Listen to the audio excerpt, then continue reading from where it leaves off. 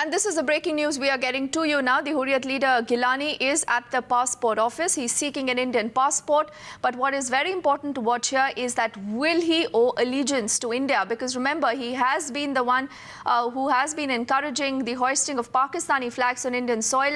Fareed is with us. Fareed, he has quoted much controversy, isn't it? And now he's reached the passport office to fill out this passport form. Well, yes, we know that he had filled his passport form online, but then the passport department clarified that he hasn't come for all the formalities, including photograph, biometrics and all. So today they had given him time, and today he reached the passport office and he has filled those formalities. But then Geelani is basically adamant on his stand. He's not budging. He's made it clear that he is not an Indian. So this is very interesting. Now we know that if he has to get a passport, he has to fill all the formalities, including the column of nationality. So it will be interesting to see what he has done in that, whether he has filled that column or not, and where his passport application will land now. Because the government has made it clear that they will, of course, give him passport only if all the technical formalities, including nationality column, is filled the way it should be. So that is the interesting part. But as of now, Geelani has filled his passport application with all the formalities. Would be interested to see from now on how things basically pan out and how the government reacts to it. But he has made it clear, and he's reiterated that he's not an Indian. So that part is pretty much clear. And knowing Geelani and knowing his stand for long now, he will not budge on that particular stand.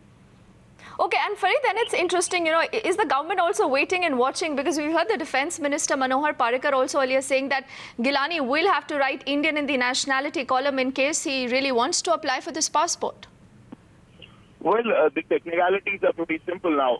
If you don't fill that column and you don't fill it rightly, you won't get the passport. So now it will remain to be seen how the state government approaches it, because here you have a coalition where the BJP is basically very adamant, saying that you should fill all the formalities and they should be proper. On the other hand, the PDP, which of course has always had a soft stand towards the separatists, has made it clear that it should be taken as a humanitarian issue. And the way they have come forward with it seems that they want a passport to be issued to Geelani. But then are they saying that they'll compromise with the technicalities and he can even get a passport without filling the nationality column? That remains to be seen. Now, one thing is of course clear now, that it will be basically very interesting to see how the government really moves forward on his application and whether he has filled all the formalities. Because going by Geelani's reaction, in fact, he also spoke to the media. He made it very clear that he's not an Indian, he's part of a disputed territory.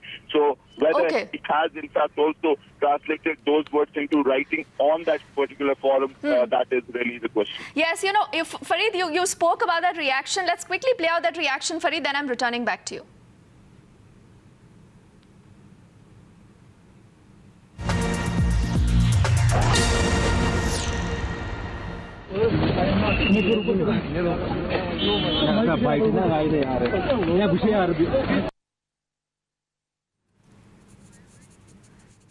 So that was a very brief reaction of Geelani earlier, where he says that, he is not born Indian. But the big question, is he going to accept that, yes, he is Indian when he'll be applying for that passport? Ravinder Rana, also of the BJP, is with us on the phone line.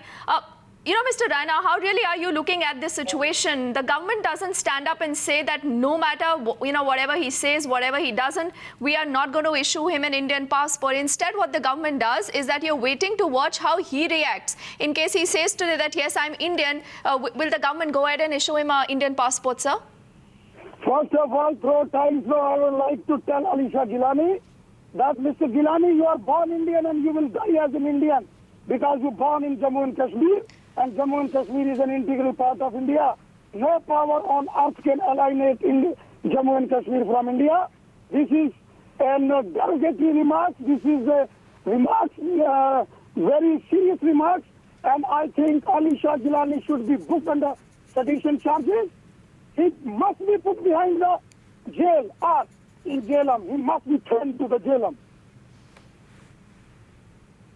Shah Geelani deserves to be sent to the jail or in Jailam. Now, Mr. Ravinder Rana, although you do come out and make that muscular statement here today, but why is the J&K government then not acting against him, sir? Government will take definitely serious action, and Shah Geelani is already in house arrest.